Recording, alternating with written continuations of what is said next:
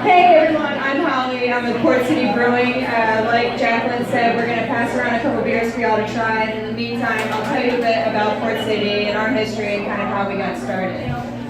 We are 6 years old. We opened in 2011. Now we are the oldest operating brewery in the DC metro area since Prohibition at 6 years old. We were the first brewery to open in DC since Prohibition. DC had just always lacked in a production brewery since Prohibition. We saw, our owner Bill Butcher saw the gap in breweries in DC and decided it would be the best time. More and more people are sourcing, their cheese and their meats and their produce and their wines from locally owned companies, and to see a gap in DC, he noticed it was the best time to go ahead and start up. Port City is the first production brewery in Alexandria. We now produce, actually prior to Prohibition, Alexandria and DC had a booming brewing economy that struggled to regain traction after Prohibition. DC breweries before Prohibition were brewing 100,000 barrels of beer per year. That's 5 times as much beer as Port City is producing today. We brew about 17,000 barrels of beer per year, and to put that into perspective, Anheuser-Busch is brewing 125 million barrels of beer per year. We have a lot of catching up to do, but you have to start somewhere, and these small breweries, especially in Virginia, are doing a really great job of bringing quality, fresh beer to the Mid-Atlantic region. Since the inception of Port City, our approach to beer has always been to strike a good balance. Looking at the craft beer industry, you can see it becoming more and more like the fine wine. Consumers are looking for complex flavors and sophisticated aromas. The craft beer enthusiast today has the same respect for beer that people have always had for fine wine. Passing around now is our Optimal Wit. It's a Belgian white ale. A really easy drinking, light, citrusy ale. Our beers aren't about exotic ingredients or pushing the boundaries of the IBU scale. It's about the brewer's art.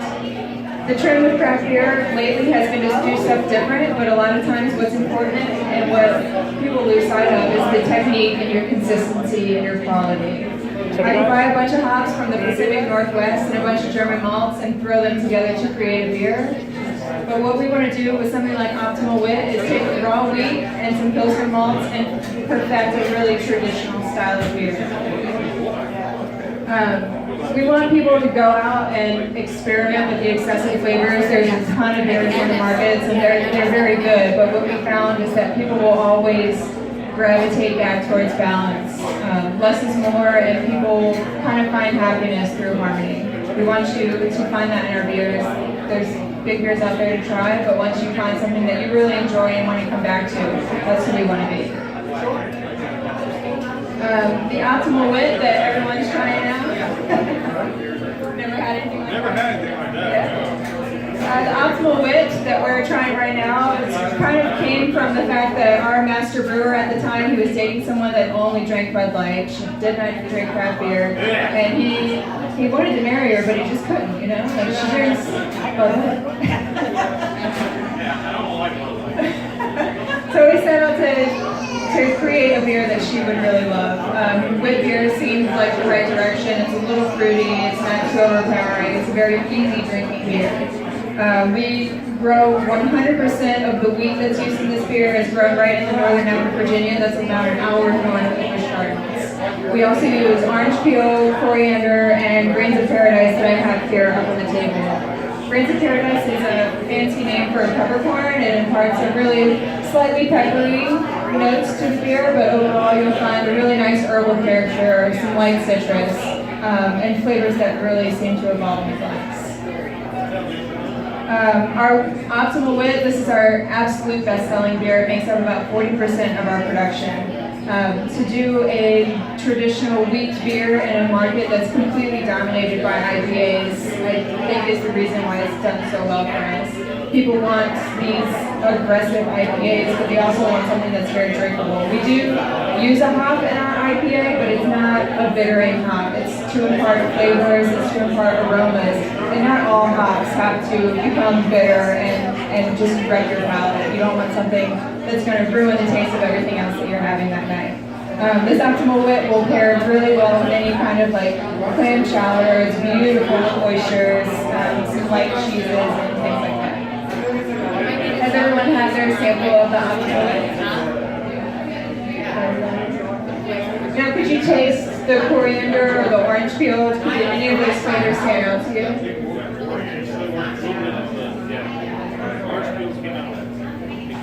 Yeah, the coriander really sticks out to me as well, but it's interesting, I think, to see what flavors stand out to what different people.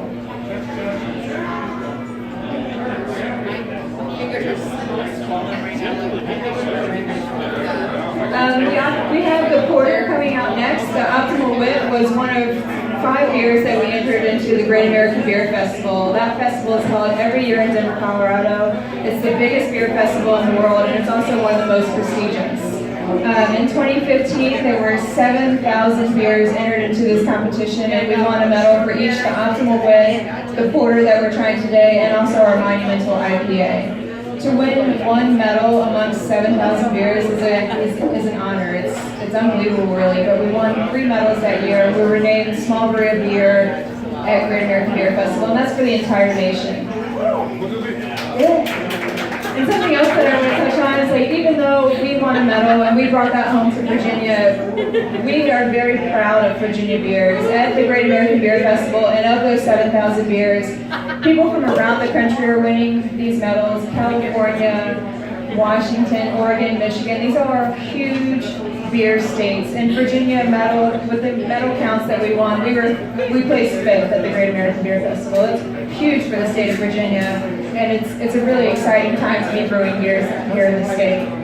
People always talk about the craft beer bubble and how it's about to burst, and especially in Virginia, how it's so saturated. But I like to help people realize that we're making quality, world-class beers here. It's not just anybody coming out and making beer. We're really striving to perfect the consistency and the quality and giving people really delicious beers, not just throwing a beer into the market and hoping it works. We're perfecting these before we put them out. We want to compete on a grand scale.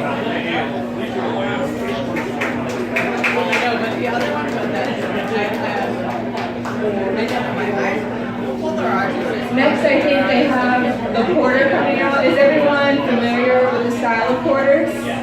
Yeah? Now, did you like the Optimal Wit? Now, what kind of beers do y'all usually drink? Stout. IPAs? Yeah? Okay. Vodka. That's what I drink now that I'm working here.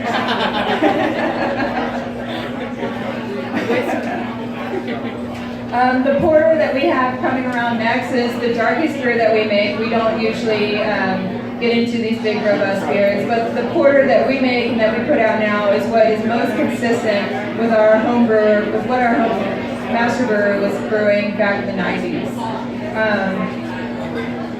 English porter is kind of harkening back to the 19th century. They're one of the oldest styles of beer that have been made. It was George Washington's favorite style of beer. It's what he personally homebrewed there at the White House as well.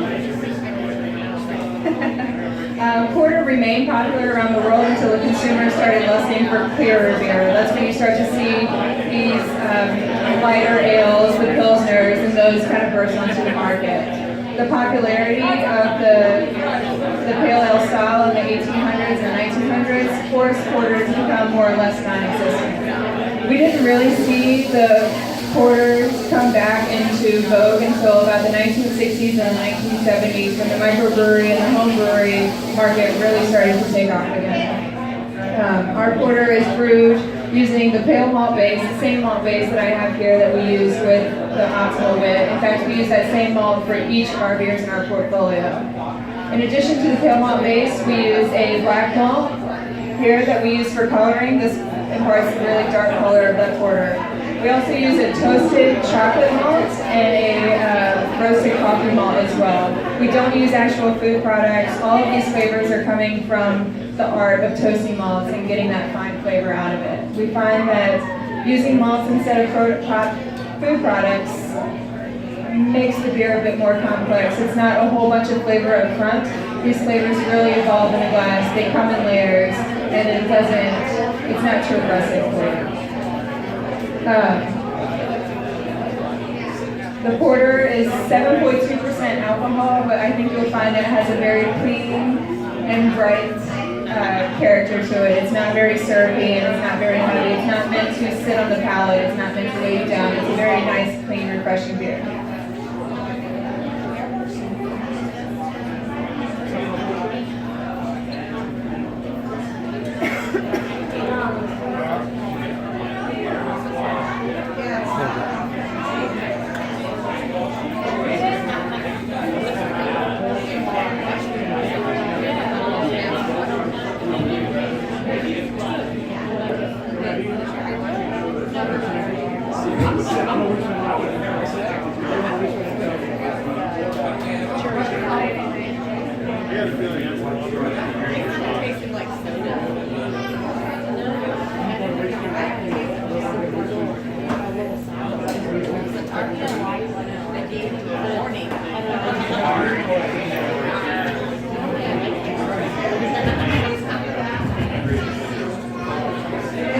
Fine wine, I really love to kind of create food pairings with these different beers too. A lot of the optimal wit I kind of touched on pairing well with oysters and very light seafood, maybe a light pasta.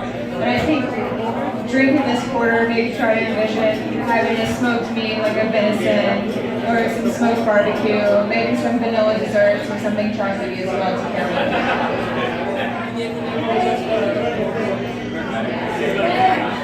with.